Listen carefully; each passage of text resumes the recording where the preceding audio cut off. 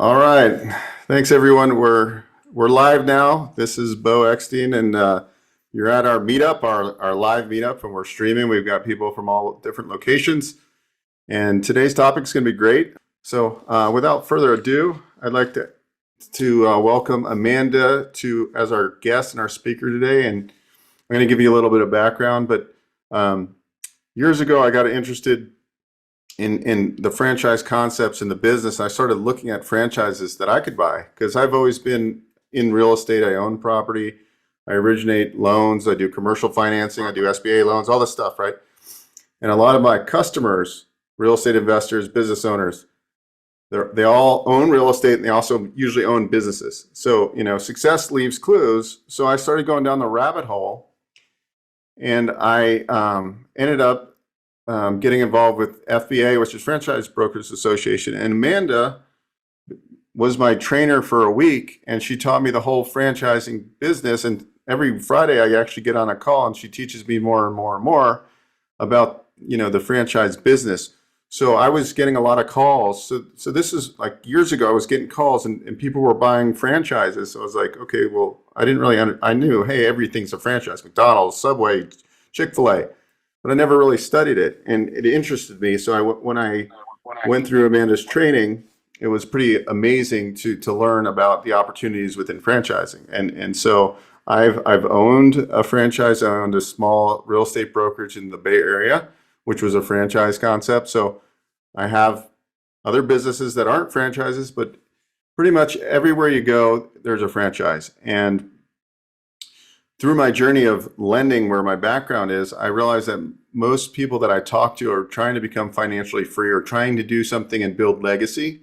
And that's where I think franchise really comes into play, is that, if you want to quit your W-2 job, or maybe you're looking to create more wealth and you're going to keep your W-2 job, but you want to eventually get out of that W-2 job, you see a lot of success. I also interview several people that invest in franchises and also own a lot of multifamily. So I interviewed one gentleman, and he was doing those ASIA bowls, and he would just get investors and he would buy these franchises, right? And he's like, I still do real estate, but I'm making so much money and so much cash flow through that model. So as an investor myself, I saw a huge opportunity, and that's kind of how I got into how I met Amanda. And I figured I would bring Amanda on to kind of give everybody in our Thrive meetup group an overview of franchising and the opportunities that are out there, because many of us don't understand like what is behind a franchise. And it's funny because most people think, hey, I want a brick and mortar franchise. I want to like a smoothie franchise. And the fact of the matter is, there's a lot of home-based franchises. We're going to get into this today. There's home-based franchises that are a lot easier to start. There's a lot less employees. There's a lot less headache. So we're going to talk about all this stuff. I think it's going to interest you, at least pique your interest. And at the end of the day, I think this will give you a good overview, whether you're considering starting a business from scratch or you're thinking, well, maybe a franchise might be a better option because it's a blueprint and a roadmap to become more successful with a proven model. So without further ado, Amanda, welcome to the show. Thank you. Thank you so much. I'm really happy to be here. Thank you. I really appreciate the introduction, and let's get started. What do you guys want to know?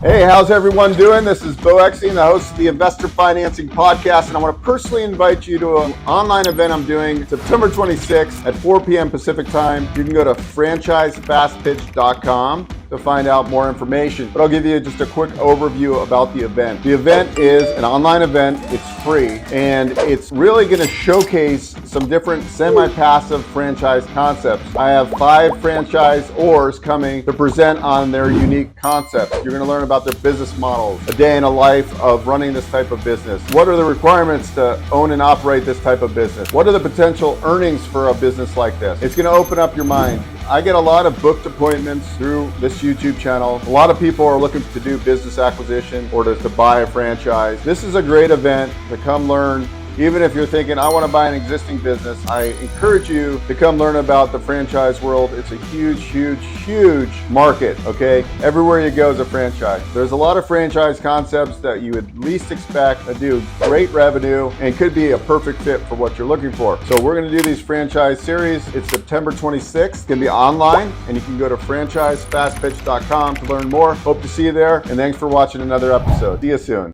Well, let's first go back and how did you get involved in the franchise world? So just like most people, you don't kind of, when you're going to school and you're trying to figure out what you want out of your life, things kind of happen for a reason. So I actually got into franchising because I was very involved in the immigration space. So I was studying law, and I was about to start law school when I found this opportunity of helping investors immigrate to America and get their American citizenship through franchising.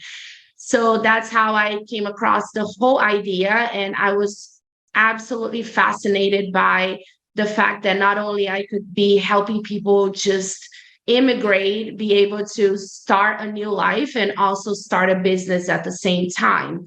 So we had a management program, and we were helping them to manage the business while they were away, while they were waiting for their EB-5 visa. So that was the visa that they were getting. So when I started doing that, then I realized, okay, franchising is not only a model that allows you to be able to be a passive owner, right? But you can also be an owner operator. So if you have a job, or if you're transitioning out of corporate America, there's so many opportunities out there. And I think most of us, when we think of franchising, we immediately think of like the big brands, your Panda Express, your McDonald's, your Burger King. But in reality, there are franchises that start off at $50,000, right? So, there are companies that go to your house to fix, to change the flooring, or to renovate your kitchen. And most likely they're going to be a franchise. So there are a lot of different opportunities that provide a significant income. So I actually do a lot of work when we're analyzing real estate investment versus franchising. And there's a lot of different components, right? But you're analyzing the time and the money, right? So when you're investing in real estate, we all know that there has to be some work put into the business, but real estate tends to be a little bit more passive. Well, franchises, there are opportunities that are passive as well, that have a much higher return. It's still very limited, but there are opportunities like that. And if you are someone who's maybe running a business and you're trying to sell, or maybe you have a job and you're trying to leave that job because you're not happy, there are a lot of different ways that you can actually diversify and get into a franchise and grow that way. So it was kind of love at first sight, and I could never imagine myself doing anything different. I love the industry, and I've operated franchises all over America, and I know that that's going to be the future for me, and I love it. So Awesome. Can you walk us through just like just the real basic framework of the process? Like when somebody comes to you, okay, let's just say it's me, I'm coming to you and I know nothing about the franchise world, and I want to start a business. I'm a corporate, I work in corporate, I'm W-2'd, and I'm exploring businesses. Can you kind of walk everybody that's watching this or that will watch it in the future, walk us through the process of like how, like, because I think people just like, well, I just look at franchises and I pick one I like. Can you walk us through like the process of the whole from start to finish, what it looks like? And it doesn't have to be super detailed, but just kind of like the framework. So I'm going to be very honest, because there's no reason to, this is a very open process. Franchising is highly regulated, but the part that's really tricky for buyers is that when you're going online and you're doing independent research, you're most likely going to find the marketing emails. You're going to find a lot of lists with the top franchises, with the top brands. And it's going to give you a lot of information that is going to try to sell you. But in reality, the brands that we have access to are most likely not going to be very public. So that is why the franchise brokers exist, to educate someone and be able to walk them through all of the options that can potentially fit what they're looking for.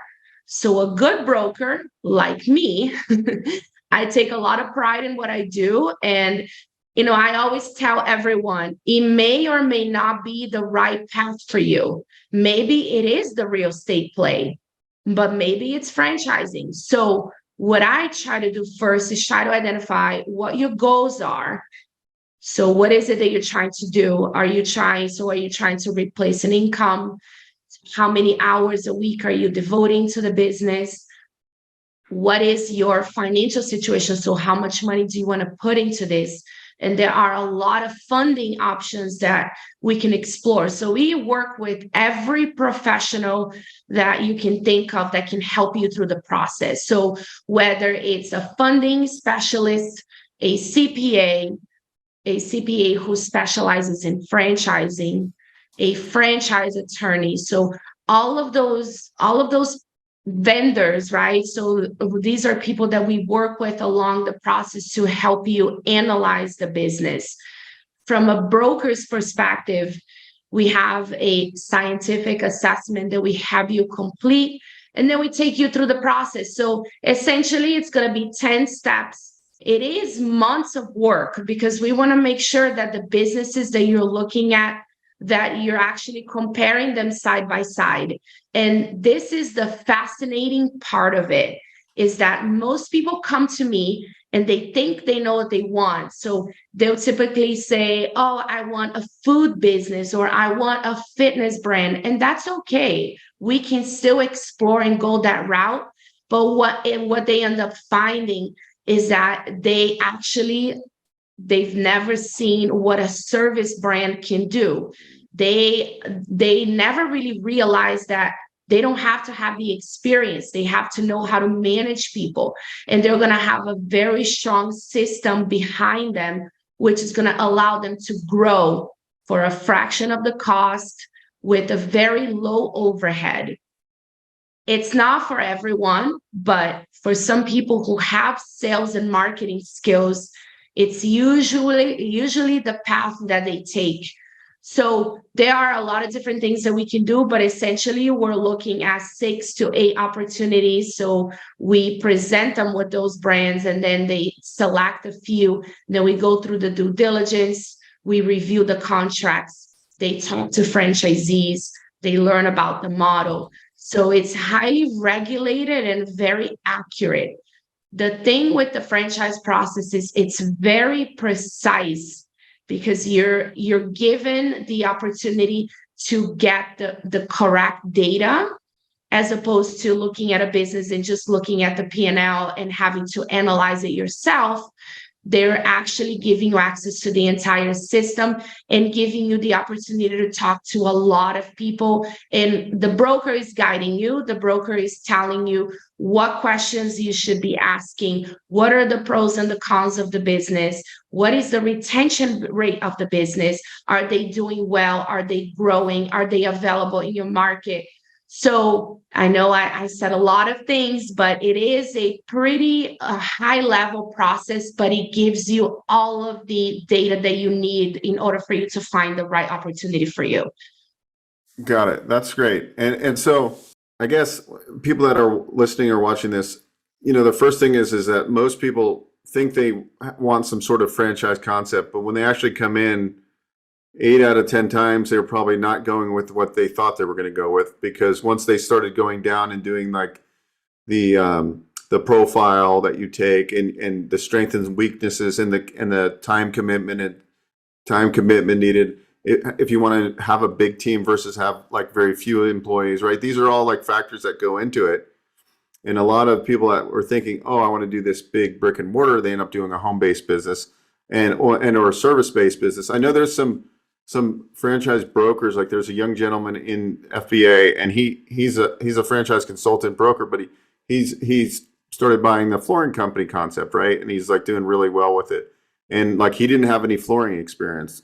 So a lot of these models, the reason why you want the franchise model is because it's giving you a system. And a lot of times you don't need to, like, I always thought, like, hey, I don't want to, like, let's just say an HVAC company, right? Like, I have known nothing about HVAC, but these good franchise concepts, they'll train you, and they'll teach you everything you need to know. You don't need to necessarily need to turn the wrench or anything like that, which is kind of cool, because anytime you get something fixed lately, I know the cost of, like, I just had a water heater replaced in my house. That was like almost $2,000. So service based, I think, in my mind, and watching other people, is a great industry to be in, and so forth. So that's pretty fascinating. Can you walk us through the prospect that's interested in looking into franchising? They go through and do a profile. It's like a questionnaire that helps the franchise consultant broker assess, and then you ask them additional questions, and now you have a pretty good idea of some concepts that you want to show them, right? Like that would probably fit them. And then they review those concepts with you.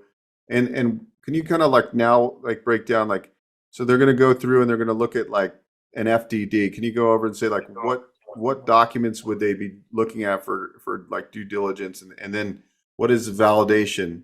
How do they call other franchisees in the concept system? That might be useful for them to, like, actually how they progress a little bit in that section. It's very important to point out that it is an approval process. So it's not like I'm going to compare it to a business, just a regular business, because that's what most people know. When you see an existing business and you sign an NDA and you assess it, and if you have the money, you buy it. With franchising, it's going to be completely different. So once you select the business that you have an interest in looking at, a good broker is going to tell you, okay, I feel like you are a good fit for this model, but we do have to follow a process that is laid out by the franchisor. And the process is only doing you good because it's giving you an entire overview of what you're about to enter. So they're going to be sharing information about the technology, the operations. They're going to give you a business overview of how they conduct their marketing. So what is the franchisor doing for you, and what type of owner are they looking for?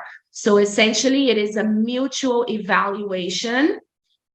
So it seems like it's really long, but it's going to be usually once a week. You're going to have a call with the broker, which is pretty short.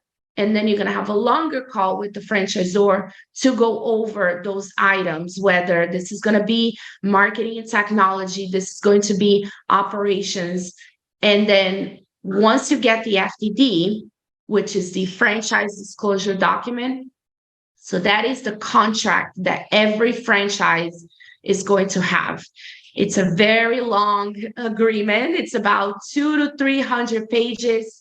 It's really scary, but it lays out, so it gives the entire it's the plan of the franchise for you. So how do they protect you as a buyer?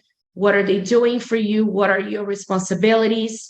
So who's the company? What are the numbers like? How much money is it to invest? So it gives you an entire breakdown of franchise fee, initial expenses, marketing, hiring, whether it's permitting, licensing, whatever it is. So it's going to give you everything that you need to know in order for you to understand what this business is all about.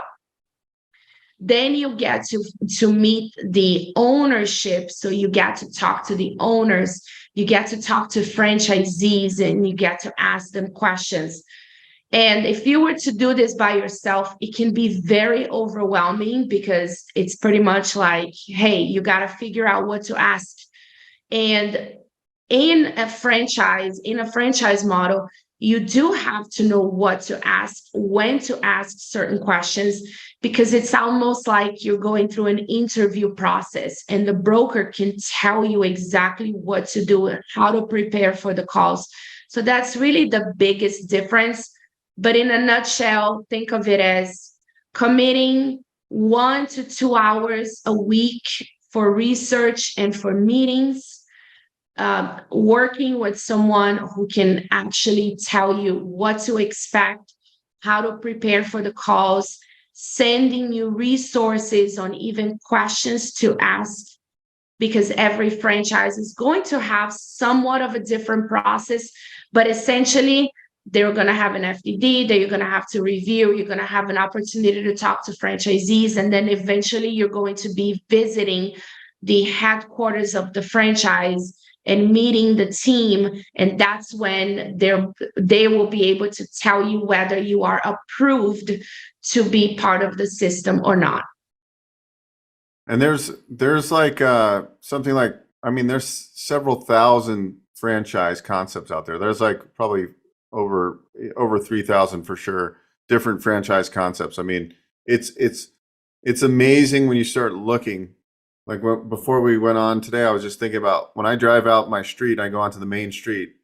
Everywhere you look is a franchise, right? I have Raising Cane's, I have Jimmy John's, I have Subway, I have like literally there's like 30 within like a half a mile radius from where I am, if not more. I mean, it's just crazy, and I never thought about it. But what can you walk us through, like, I think we want to kind of open people's minds to like different concepts that are out there, like things that people might not think are franchises. Like, you know, for example, like Bill is an internet marketing guy. There's internet marketing franchise concepts that are for, like, you know, building a huge company. They have all back service stuff. I mean, there's just all these different concepts. I think it'd be interesting to talk about that. But before we talk about that, would you give us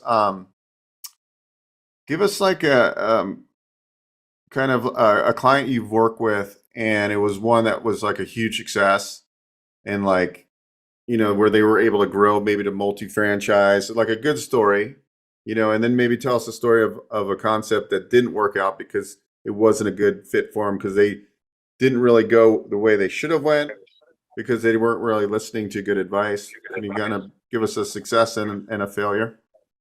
It's very hard for me to actually think of a client that I didn't match, that didn't listen to me. Because usually when they don't listen to you, they just go somewhere else. So I can think of one situation, and I don't think it wasn't related to the fact that he wasn't a good fit. I think he was a good fit for him. The problem was he was transitioning from corporate America, and he loved fitness, really, really loved fitness, but he wasn't capitalized enough to be able to get into the brick and mortar space. And that is something is very important to talk about, because people think, oh, it has to be a brick and mortar for me to be profitable, or it has to be brick and mortar because I need to see that storefront, that flashy storefront. But in reality, you really need to be asking yourself if you are financially prepared. There's nothing wrong with brick and mortar. In fact, there are a lot of very good franchises. From an investment perspective, I'll tell you, and I'll be very honest with you, if you're looking for the quickest ROI, if you're looking to compare the margins on a brick and mortar versus a home base or a service base, I can guarantee you the service base is going to be much more profitable and significantly cheaper to get in.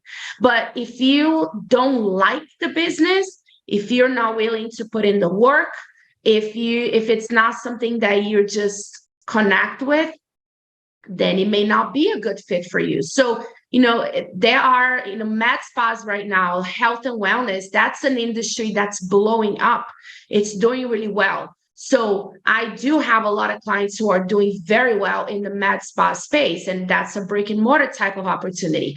So this guy ended up investing in a fitness brand, but what happened was he ended up rolling over his 401k and getting an SBA loan. So he had a heavy load and he didn't really have a lot of savings on for working capital. And I was not aware of it.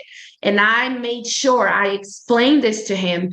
You're taking on a very heavy load. You're going to have a high payment on SBA. You are literally taking out all of your savings, which are in your 401k. So you really have to make sure that you have enough to ramp up.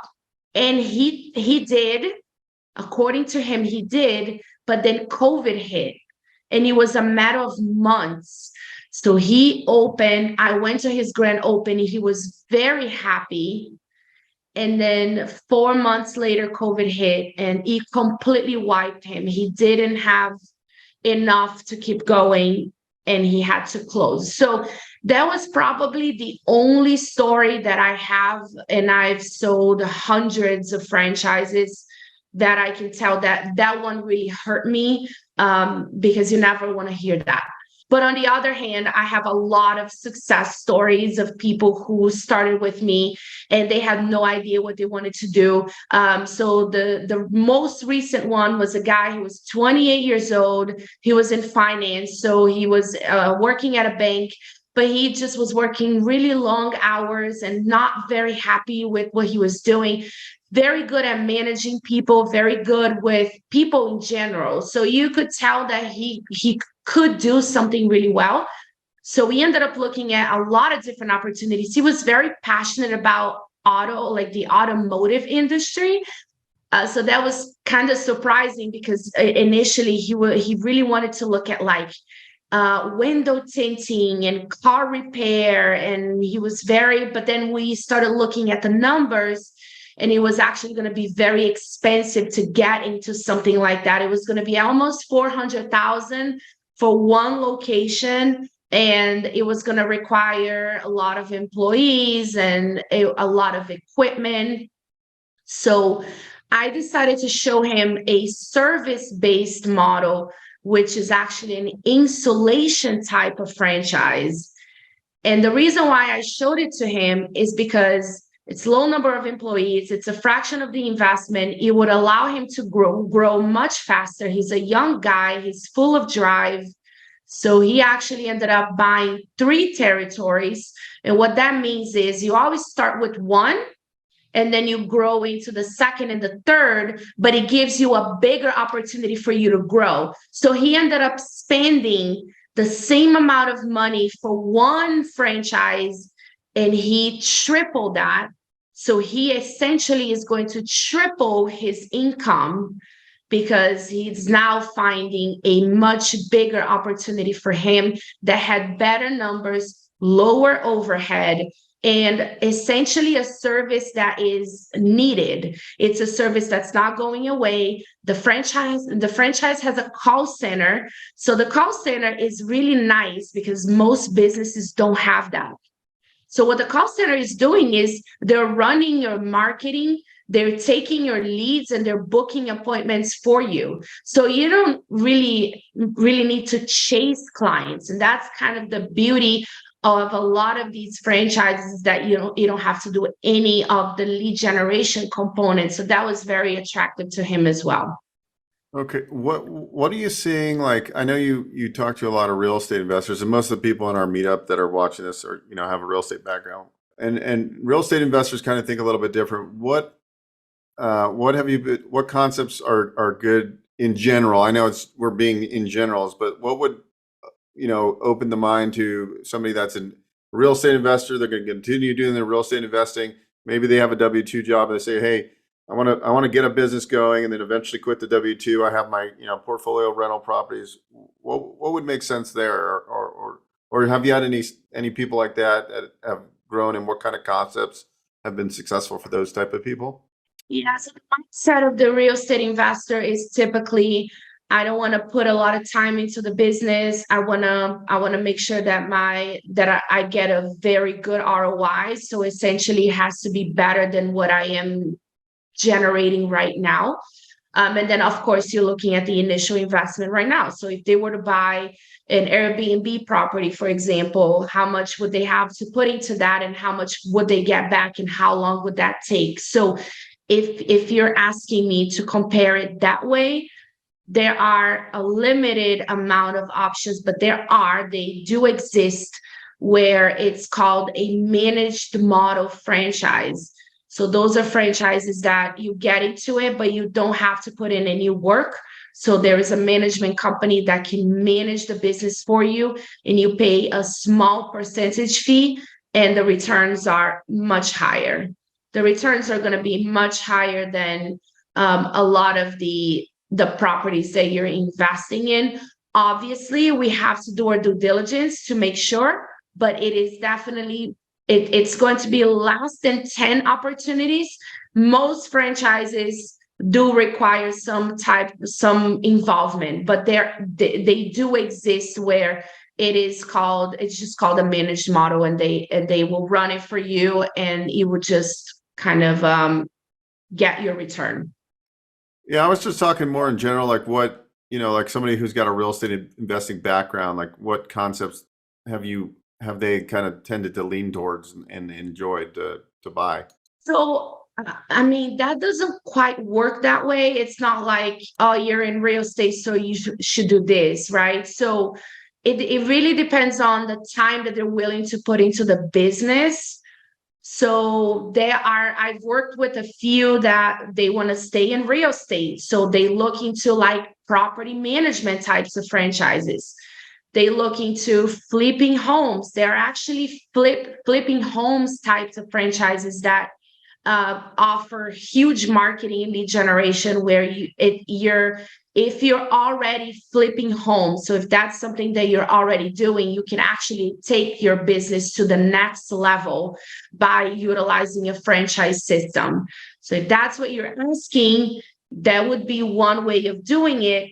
But in real estate, though, there are so many things. And so when you look into real estate and the types of connections that you have in real estate, you're gonna have contractors, you're gonna deal with other realtors, you're gonna deal with business brokers. So there are a lot of businesses, home improvement, inspection types of franchises, maintenance and repair, remodeling. And those are all businesses that, if you're a real estate investor and you're already dealing with that type of network of people, it could be a very nice way for you to diversify.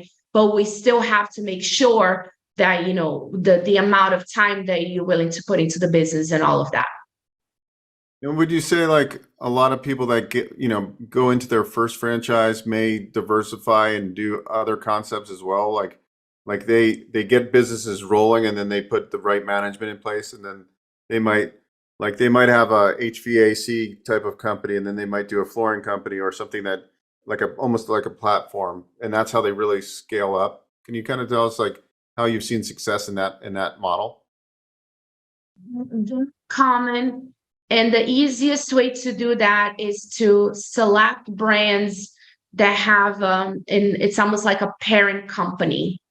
So there are brands, what they do is you have the master or the parent company, and they have multiple franchises under them. So essentially, you start with one service, and then once you establish that model, then you can see, okay, I have a moving and junk hauling business. But I'm finding that when I go into these people's homes, that they're asking me to clean it, they're asking me to clean their carpets, they're asking me to repair the furniture. So there's all these additional services that they're asking me to do. So why don't I go ahead and open a leather repair type of franchise? So that umbrella company may have another service that you can provide And that's how you grow in the franchising space. And the nice thing about it is that once you open one, then when you're ready to open your second franchise, they'll typically give you a huge discount on the franchise fee. So I've seen some investors who start with one and then they get into the second and the third. And by the time they go into that different service, they are almost, I mean, they're getting like 50% off on that second franchise fee. So yes, it's a very common that you can start with one service, but then end up offering multiple services in the future. So as you can see, there's a lot of things we can do in the franchise world, and this is just like we're giving you guys like a broad overview. There's a lot to it, and that's why you're going to meet with if you were interested, you're going to go through the process. But I wanted to give everybody an overview, and I know it's kind of maybe some of you are kind of spinning your heads. Now, I have a question, Amanda. So yesterday, and this is kind of like a reverse engineering situation. So I had somebody yesterday who was interested in buying a building, and they wanted to put a coffee shop in the building, and so they like this building, and it's in a really good area, and they were going to just kind of bootstrap and do their own kind of idea. And I said, listen, you should at least look at like a coffee shop type of franchise. Like it's because can you explain what that system, because this is kind of like we're doing it backwards because they almost have the building they want, right? They're buying a building. How would you look at doing that? Because it's pretty much, it's going to be some kind of breakfast type of Cinnaholic or, a coffee shop.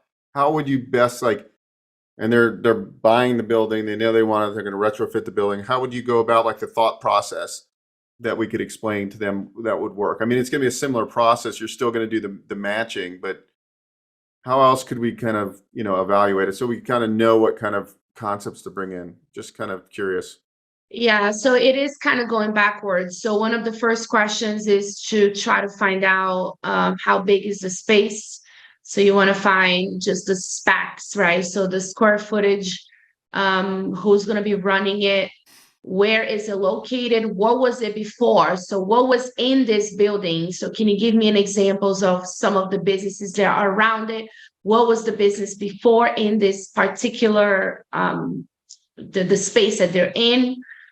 So once you gather that information and you feel like, okay, does it have traffic visibility? Does it have enough parking, right? So you're trying to get all of that data, which when you're trying to do something independently like that, and you don't do proper market research, or you don't have the right system to be able to grow it. I mean, I think there are a lot of successful business owners that have opened coffee shops and that have opened food businesses or whatever it is.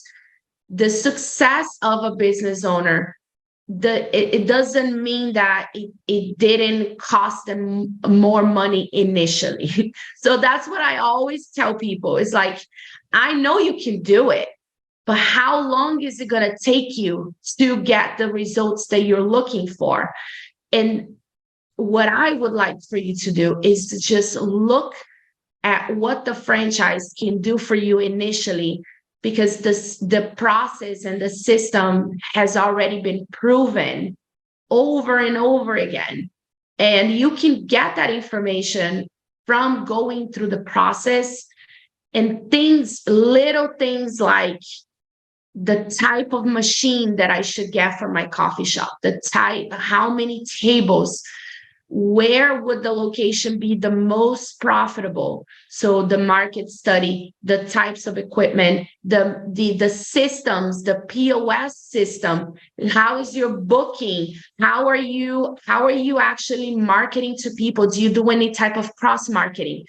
If the person has to set up all of that initially, let's compare and go ahead. At the end of the day, I always tell people, like, in the non-franchise model may be a better fit for you, but at least you looked at it and you were able to analyze them side by side. So for people like that, I always say, Beau, is that what matters is you understanding that you can do it regardless. No matter what, you can always do it. But the question is, how long is it going to take you to get to profitability?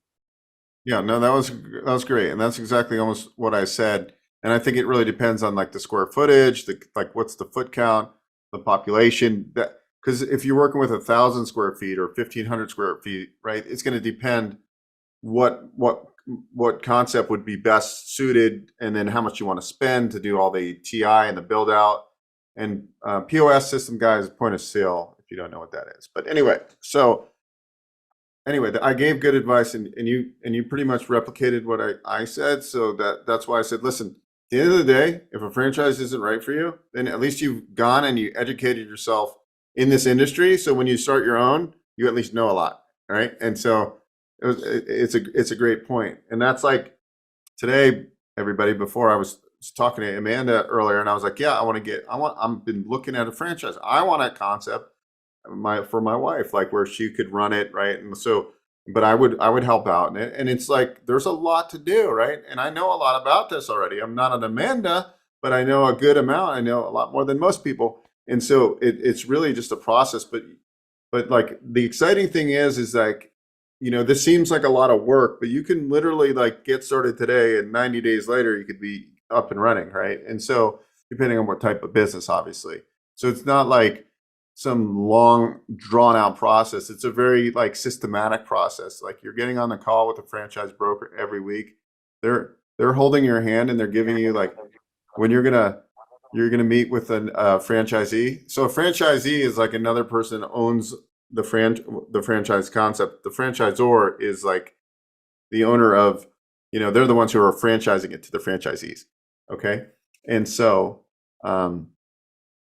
so you get to actually, when you're going through the due diligence, you're calling like other locations, like it could be this flooring company, for example, and you're validating, and the franchise broker is helping you, like, what questions do I even need to ask? And you're going to learn all about this. By the end of this process, it's going to make you a better business person in general, whether you buy a franchise or not. And so that's what's really cool about it. So there's different franchise models. There's an owner operator, there's a owner manager, there's a semi-passive model. And so it really kind of depends on what type of concept you're buying, obviously. What models would maybe make sense for somebody that still has a W-2 job, but maybe has like 20 hours a week, and like they really want to get it going, but they still have to make their W-2 income? That's very common. I would say that's probably the majority of people nowadays. They still want the security of the income coming in until they're able to ramp up the business. So fortunately, there are a lot of opportunities that allow for a semi-absentee model. So there are going to be different scenarios, though. I've worked with spouses where one of the spouses was going to run the business initially while the other person continues working. So that's a little bit different. I've had people that they are working full time, however, they work from home, which makes a huge difference as well. Because when you have the flexibility to work from home, then you can do more things. So if you don't have the flexibility and you're just working 9 to 5 and you can't leave your work and you can't take calls, then you're probably looking at something fully passive or someone to help you run the business usually, and really try to think about it as, do you have someone that you trust that maybe you want to partner with, just so that person can help you kind of ramp up the business until you're able to leave your income and transition into that. So essentially, you're looking 15 to 25 hours a week would be the semi-absentee model. And there are a lot of options. I would say probably hundreds of options that allow you to continue working and still be able to grow and ramp something up. It is still going to be the franchisor's approval process, so they have to be okay with it.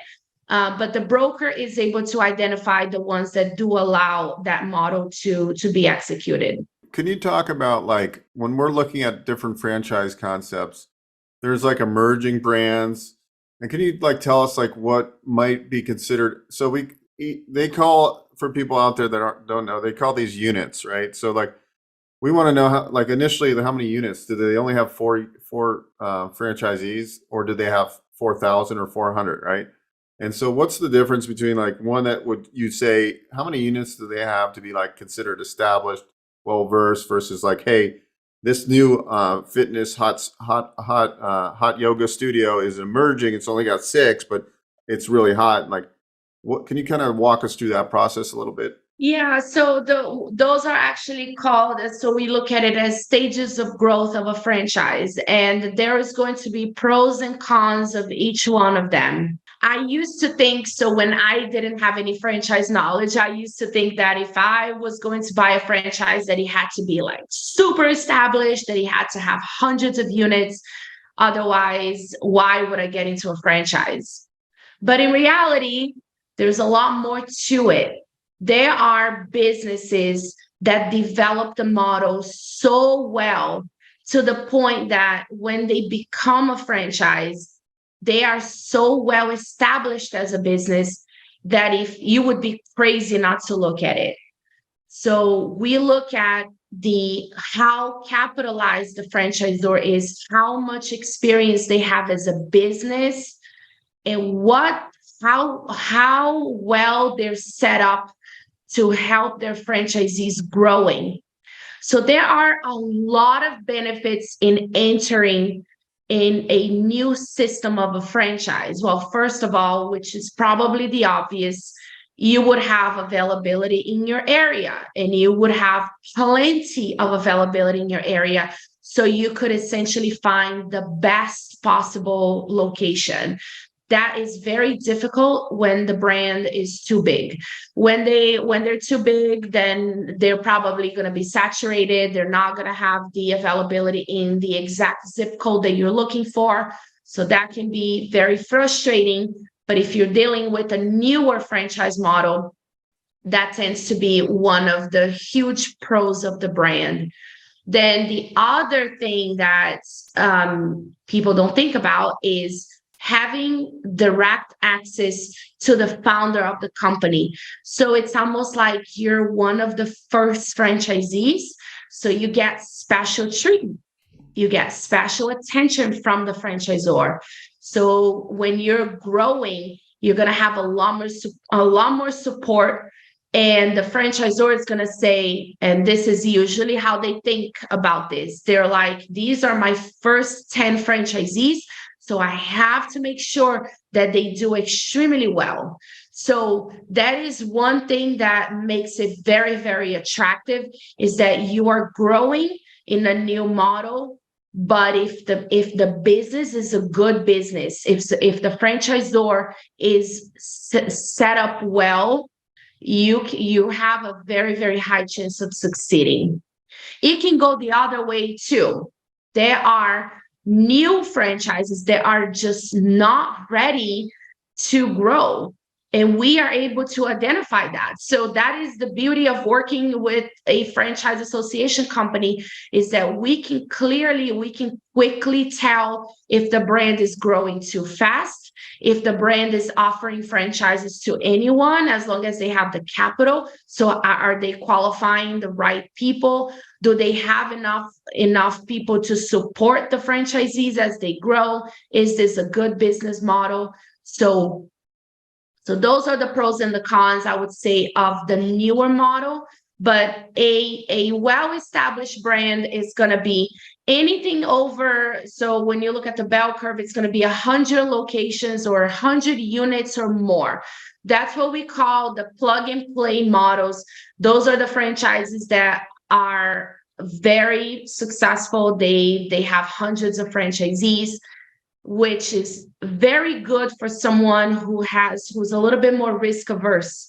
So for those types of buyers, they may be looking at it as, you know what, I want to be able to be part of a system who's that I can validate with a lot of people, that the business has been replicated over and over again. But then the challenges that you might face is that they're probably going to be saturated in your market. You're probably going to have a hard time finding territory. You may find maybe one, and it's not going to be in the area that you're looking for. So, we have to kind of analyze all of them, but franchises are like a bell curve. You have your brand new ones, and then you have the ones that are in the growth sector, which are going to be from 50 to 100. And then once you hit the top of the bell curve, that's when you reach the plug and play franchises.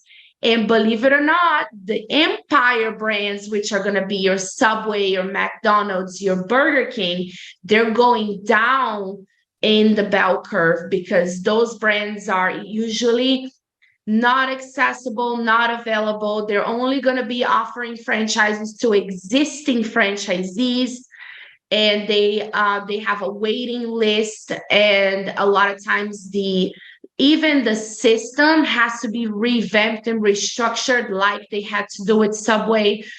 So those are going to be almost impossible to get into, and they're also very expensive, which is okay because most brands are going to be in the actual growth sector.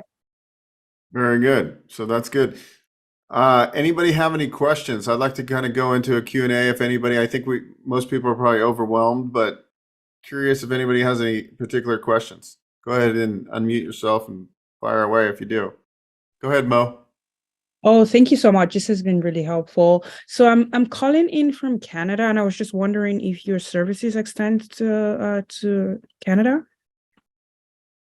Absolutely. I've worked with a lot of Canadian clients. So we offer franchises in Canada, and we work with Canadians who are applying for the E2 visa and immigrating to the US as well.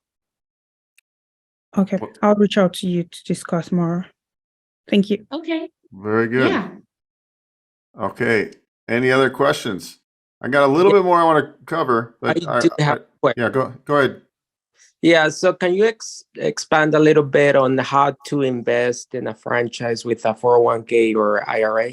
Yeah, so we work with referral partners in this world. I do all the financing stuff, but we work with a couple partners, and you can do, depending if you have a qualified retirement account, you can do a Rob's rollover, and essentially you can invest those funds into the franchise. You can even use that as equity injection if you're getting an SBA loan.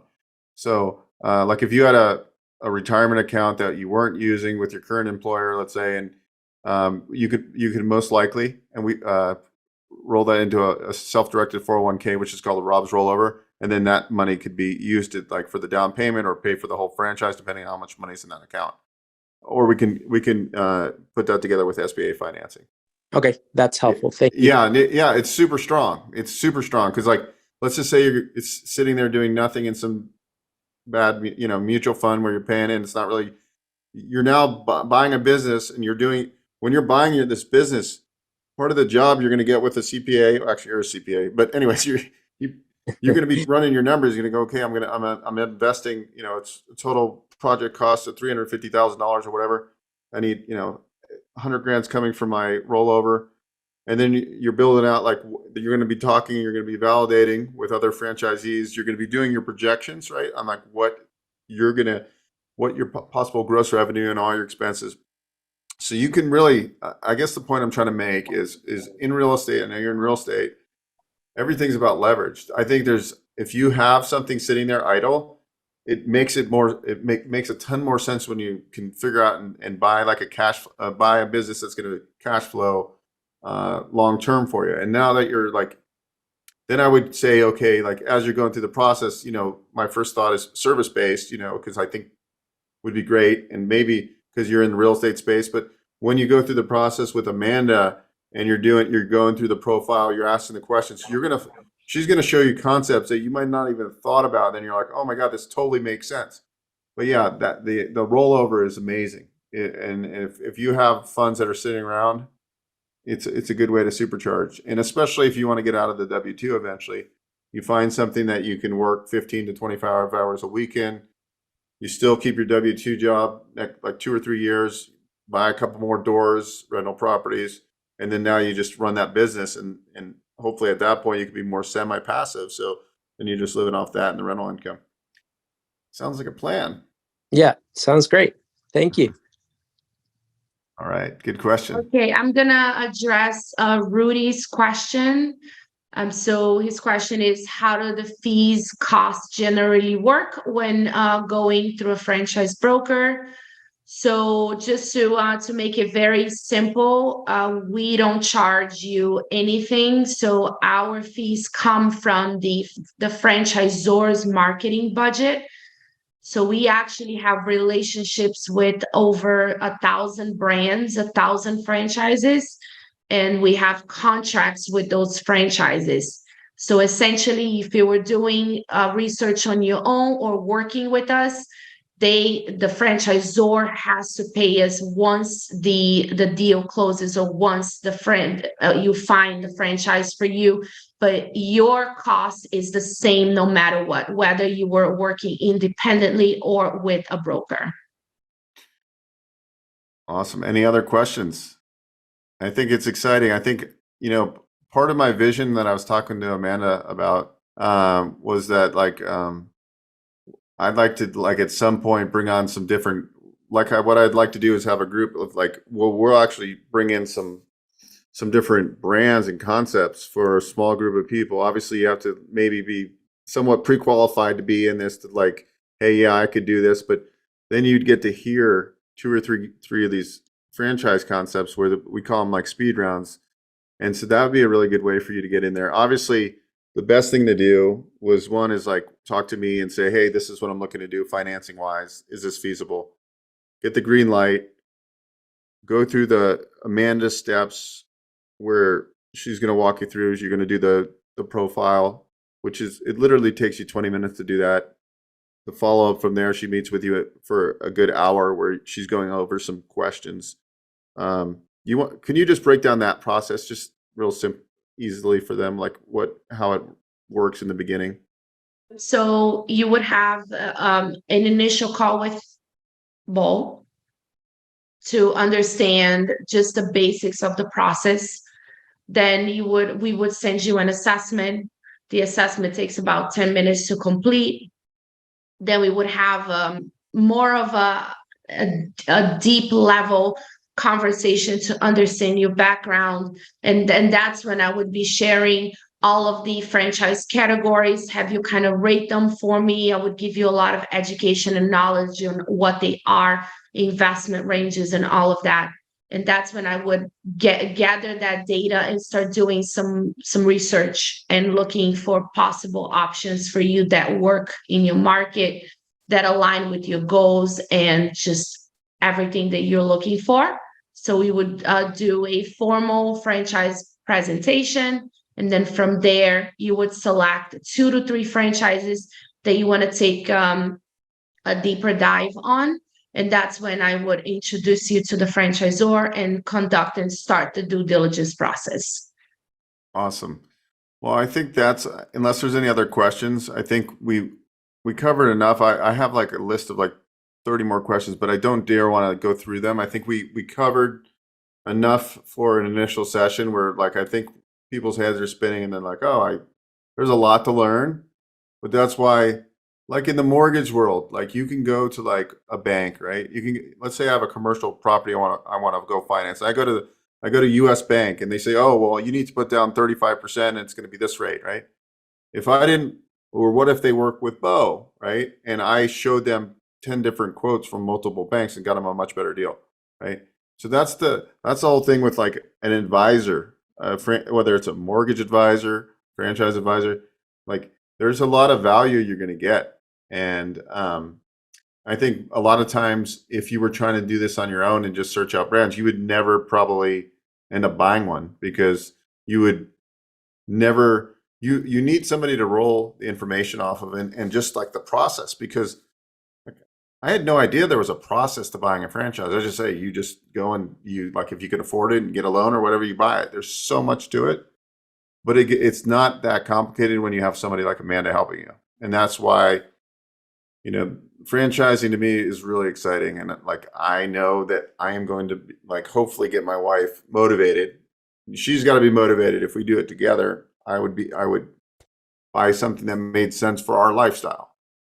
And that's what's beautiful about the franchise world. You can get something that fits you. Amanda was going to say something.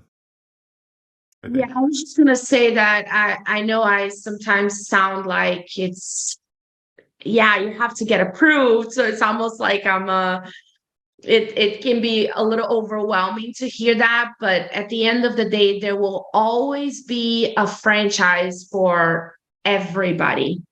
It's just a matter of figuring out what are the things that you're looking for. I'm sure all of you guys have done very well for yourselves in whatever it is that you've chosen. And there's always going to be a starting point somewhere. So I've worked with people who had zero business experience and they were able to find just the right franchise for them. And now they're doing incredibly well and they've invested in other franchises.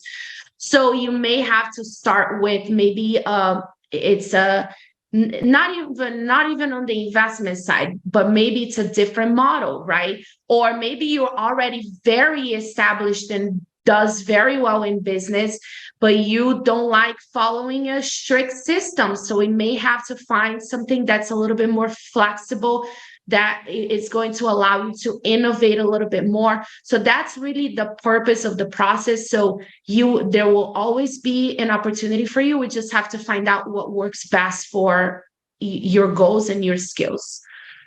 That's awesome. Like, as you can see, Amanda's like, when it comes to, this is art, like what Amanda does. It's really like to be skillful. This is like, she's had thousands and thousands of conversations with potential franchisees and people that ended up going on to buy several units, right? So she's been down with these conversations a million times. So it's amazing to kind of like, when you really thinking about like this 1,000 franchise concepts that are in franchise brokerage portfolio, right? We work with 1,000 or so. Then narrowing it down, and then being able to present you maybe 4 to 6 of these off the bat, right? And maybe you go through all of them and you say no, and then you're getting another batch of 4 that you might review, right? You see, it's an art, and it's really a facilitation. So it's pretty amazing. But anyways, Amanda, that was really awesome. I'd love to do more of these in the future and open people's mind to what's out there, right? And whether it's your second career or your first career or your third career, or maybe an additional career, it's there's amazing things for you, and there's amazing things out there. And as a real estate investor, I'm always looking, right? As an entrepreneur, what else is out there? And literally there's franchises everywhere, and people are making money. Obviously not every franchise concept out there is a success. And that's why you want to do the due diligence that we've talked about today. And Amanda, thanks again for your time. And what I'll do, I have everybody's mahalo. Yeah, mahalo. And I have Mo. I'm going to connect you with Amanda. I'm actually going to send an email to everybody that is on this short list here. Okay. And then anybody that's listening into one of the Facebook groups, you can reach out to me and we can talk and go from there. But anyways, everybody have a great night. And thank you so much, Amanda. Thank you so much. You guys have a great night. Thank you. See you later. Thank you. Bye. Okay, bye-bye. Are you trying to escape the W-2 rat race? Or have you always wanted to own your own business? Have you ever thought about owning a franchise? If so, franuniversity.com can help. Our training program teaches you everything you need to know about franchise ownership, from choosing the right franchise to launching and running your business. We have the resources and specialists to help you from A to Z. You'll gain the skills and knowledge you need to succeed as a franchise owner. The best part, it's free to join. Go to franuniversity.com. Hey guys, Beau Eckstein here. If you enjoyed what you saw, please subscribe to this channel. We talk all things financing. I've been in the lending industry for over 20 years, and I'm happy to answer your questions and provide great content.